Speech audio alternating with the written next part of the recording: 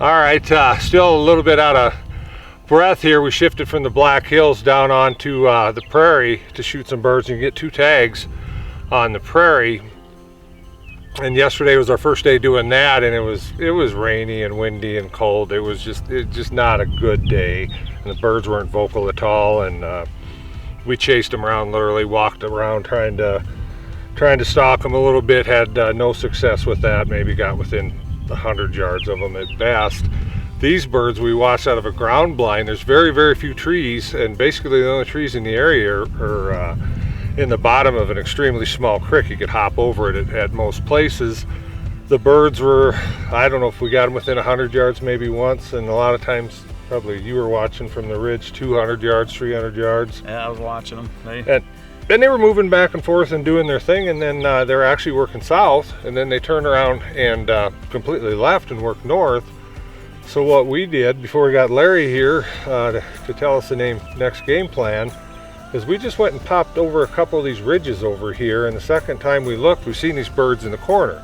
So we just took a shot at it and worked ourselves behind the ridge, seen them, and then literally just kind of bull rushed them, probably 10 quick steps, popped over the edge, caught them off guard obviously, let the hen scatter out, and was very fortunate to get these 2 birds. And I tell you, it was not having a lot of time to get a really good beat on them. The Fiocchi golden turkeys did a great job on them. There's no doubt about that, because they are here and they're down. I'll kind of throw it to you, Larry, a little bit. This is actually one of Larry's favorite hunting properties here. So thanks to him, he got us on the ranch out here, knows where the birds are, pretty intimate with them. Yeah, do a lot of hunting out here. I turkey hunt, do a lot of deer hunting out here. I pretty much know the property in and out. It's basically my cousin, and I've been out here since I was hunting, and I enjoy this place. It always produces a lot of good turkeys, good deer. It's a fun place to be. It really is. And I'm glad you got your birds down. Yesterday, like you said, the rain was just messing with the birds. Were not cooperating. They were doing some really strange stuff. They'd staying way out in the middle of the meadows. They just were not cooperating with us yesterday. And got up this morning and seen the moon was shining and thought, today's the day. They're going to go back to normal, and we're you could tell they were a little more vocal. You know, they were gobbling a little bit, and the hens were clucking a little bit. Yeah, so I knew today they were going to get back to normal, and we'd get the job done today. You know, and the really cool part to me out of this whole trip is the contrast of the hunts. In the heavy forest stuff right in the Black Hills itself, and got our bird. And what was personally satisfying to me is I've been with guys like Larry who know how to call, and they're the only birds I've ever shot. So it was literally my first time calling, and was fortunate enough to find a bird that was, I don't know if he's ignorant enough or what he was, but he responded to it and came in and give us a crack at him.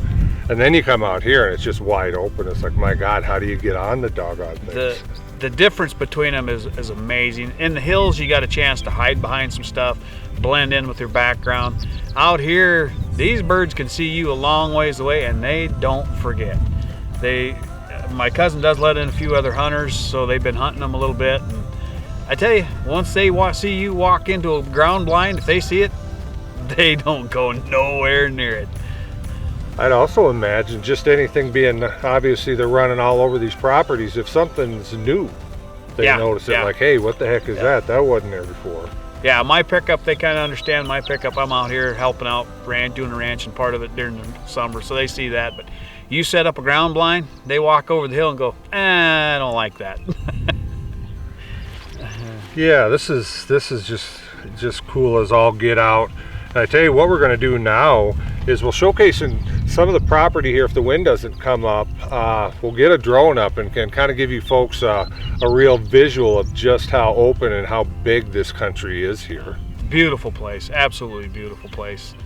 My cousin's been fortunate enough to inherit it from his dad, so it's been in the family for a long time. And I'm a city guy, but I'll tell you, I really enjoy coming out here and and playing with the birds and playing with the deer in the fall, and even duck hunting. Duck hunting can be. Yeah, that's another thing, man. We're seeing every puddle's got ducks. Variety of duck you can imagine when we're out here. Every color, every size, they're all here. Yep. Then it leads into something too, just western South Dakota in general. Everything we've seen since we've been out here. You know, obviously you're seeing the ducks. We're seeing the Canadian geese. We were looking at buffalo and antelope the other day, goofing around. And Hungarian partridge, sharp-tailed grouse. Yep. They're all here. They're, like I said, this chunk of property carries just about everything.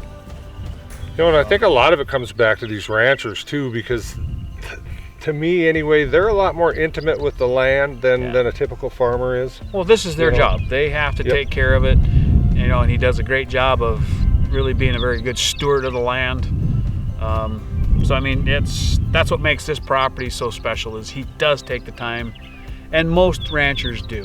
And if you just go talk to any of them, you know, and let them know what you're up to, and want to go hunt some birds, most of all of them, as long as you're walking or stuff, they have no problem with it. I mean, they understand. You know, another thing too, and we're right next to it is he's got just a little dab of patches of some crop ground in here too, and I would imagine that's another really valuable food source for these birds. That's been left on purpose. Yep. Yeah, I come out and help him plant, and then like behind us here, we got this stubble field. That was left on purpose. I mean, that was for the game. Yep. Literally left for the game.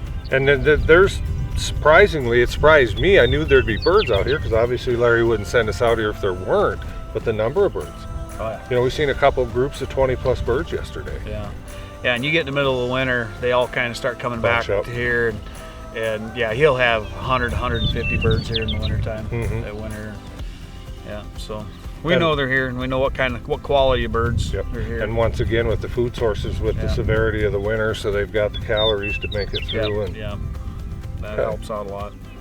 Well, perfect. We're going to wrap up this segment here. Stick around. We're going to give you guys a real good view of this after this, and wrap up this show.